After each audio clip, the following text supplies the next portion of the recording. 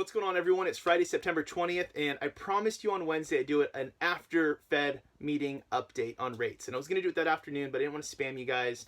I was going to do it yesterday, but I thought I'd figure and just let things mellow out and see where it's settled and see if I was wrong or if I was right about my prediction that the Fed meeting would have virtually no impact on mortgage rates. So the Fed did lower rates a quarter, which everyone calls me and says, do I get a quarter lower interest rate now? And like I said, it's already built in, right? The market expected the Fed to cut rates a quarter. And since they already did that, the news was as expected. There was very little change in rates. So let's take a look at the data as we always do. We'll jump in, take a peek, and then we'll decide where we're going from there. Okay, so as always, we're looking at the 10-year Treasury. If you're not following this on your stock app yet, you should be. So remember, this is last week, right? Monday, Tuesday, Wednesday, Thursday, Friday. As the 10-year rises, typically, so do mortgage rates. Now this is Monday. We had Saudi Arabia drone strikes on the oil fields, right? So that news had some implications on the markets, but also at the same time, look at this at 1.9. If we just go back to like August, beginning of August, you'll see we had something stopping us here, right? It acted as a floor here and a ceiling here. So, you know, it probably helped us as well, but ultimately I think the fear in the market from Saudi Arabia created this stop, which is good for us, right? We want rates to go down. So now we have this week, Monday, Tuesday, Wednesday, Thursday, Friday. Rates have come down slightly, right? So what's our change here? Like 12 basis points, very incremental change. And we've kind of flatlined Wednesday, Thursday, Friday. But remember, this right here, this is our Fed meeting day. This is when rates went down a quarter. And mortgage rates to go down a quarter, it would have had to, like this line would need to come all the way down to here.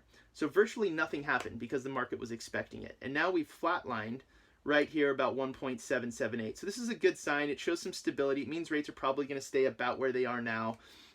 But let's look back and see how that looks over the last 2 years. Are rates good or are they bad? If we go back 2 years, we are sitting right here at about 1.778. Look at how much better rates are now than they have been over the last 2 years. So September of last year, we were about, you know, almost 1% worse basically, right? So we were sitting at about 2.8. and now we're sitting at 1.8. That's a huge change for the better, right? So rates are incredible. Now, if we go back longer and look at the 3-year history like I always like to do, because I was saying we've only seen these rates 2016 and 2012. So if we go back to 2016 and look at this, here we are today, and let's go all the way across. So you're still seeing basically the best rates you've seen, I'm going to say in history. 2012 we've been here, 2016 we've been here. But anytime before that, rates were pretty much higher than they are now.